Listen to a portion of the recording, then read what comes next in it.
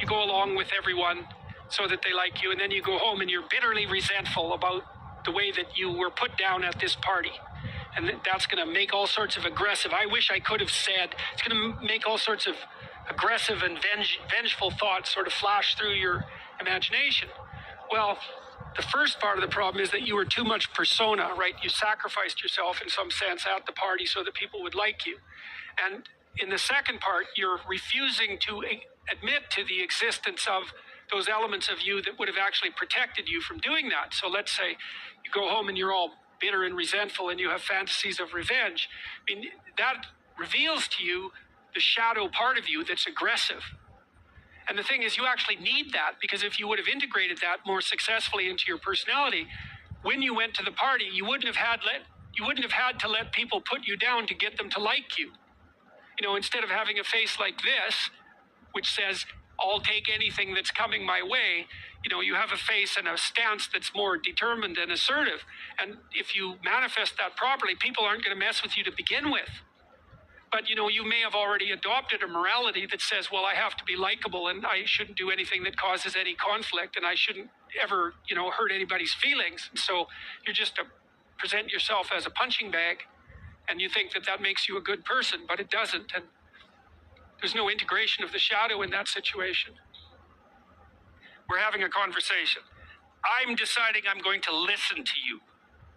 Right? That's different than how people generally communicate, because usually when they communicate, they're doing something like, okay, we're going to have a conversation and I'm going to tell you why I'm right and I'll win if you agree. Or maybe you're having a conversation where, I don't know what you're trying to do. Maybe you're trying to impress the person you're talking to. So you're not listening to them at all. You're just thinking about what you're going to say next. Okay, so that's not this. This is, you might have something to tell me. And so I'm going to listen on the off chance that you'll tell me something that would really be useful for me to know. And so you can think about it as an extension of the Piagetian, you know, Piaget talked about the fundamentally important element of knowledge being to describe how knowledge is sought, the process by which knowledge is generated. Well, if you agree with me and I find that out, I know nothing more than I knew before. I just know what I knew before. And maybe I'm happy about that because, you know, it didn't get challenged. But I'm no smarter than I was before. But maybe you're different than me. And so while I'm listening to you, you'll tell me something I don't like. Maybe it's something I find contemptible or difficult, whatever. Maybe you'll tell me something I don't know, and then I won't be quite as stupid. And then maybe I won't run painfully into quite as many things.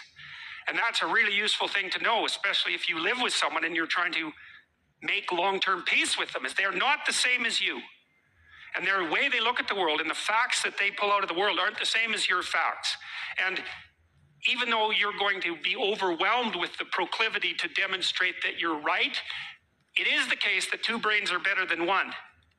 And so maybe 9 of the 10 things they tell you are dispensable, or maybe even 49 out of 50, but one thing, all you need to get out of the damn conversation is one thing you don't know. And one of the things that's very cool about a good psychotherapeutic session is that the whole conversation is like that. All you're doing is trying to express the truth of the situation as clearly as possible. That's it. And so now Roger's proposition, and I'll tell you why he derived it, was that if you have a conversation like that with someone, it will make both of you better. It'll make both of you psychologically healthier. So there's an implicit presupposition that the exchange of truth is curative. Well, that's a very cool idea. I mean, it's a very deep idea.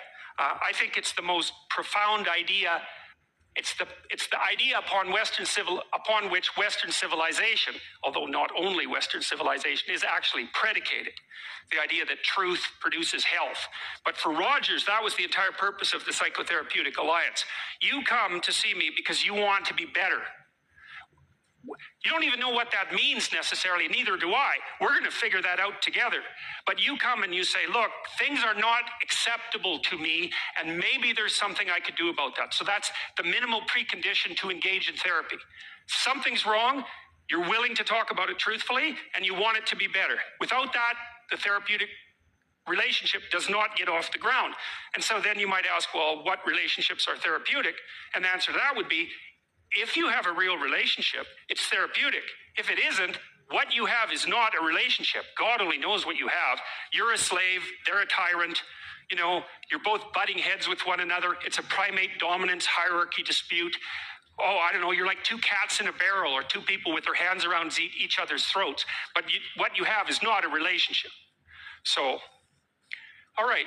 We may say that the greater the communicated congruence of experience, awareness, and behavior on the part of one individual, that's a reference to the same idea that I was describing with regards to Jung. So let's say you come and talk to me and you want things to go well. Well, I'm going to have to more or less be one thing, because if I'm all over the place, you can't trust any continuity in what I say. There's no reason for you to believe that I'm capable of actually telling you, I'm capable of expressing anything that's true. So the truth is something that emerges as a consequence of getting yourself lined up and beating all the impurities out of your soul, for lack of a better word. You have to be integrated for that to happen, and you do that at least in part by wanting to tell the truth. The more the ensuing relationship will involve a tendency towards reciprocal communication with the same qualities. So one of the things, I've been quite influenced by Rogers. One of the things I try to do in my therapeutic sessions is, first of all, to listen, to really listen. And then, while I listen, I watch. And while I'm listening, things will happen in my head. You know, maybe I'll get a little image of something, or I'll get a thought or a question will emerge, and then I'll just tell the person what that is. But it's sort of directionless, you know. It's not like I have a goal, except that we're trying to make things better. I'm on the side of the person. I'm on the side of the part of the person that wants things to be better, not worse. And so then those parts of us have a dialogue, and the consequence of that dialogue is that certain things take place, and then I'll just tell the person what happened. And it isn't that I'm right. That's not the point. The point is that they get to have an hour where someone actually tells them what they think. Here's the impact you're having on me. You know, this is making me angry. This is making me happy. This is really interesting. This reminds me of something that you said an hour ago that I don't quite understand. And the whole point is not for either person to make the proposition or convince the other that their position is correct, but merely to have an exchange of experience about how things are set up. And it's extraordinarily useful for people, because it's often difficult for anyone to find anyone to talk to that will actually listen.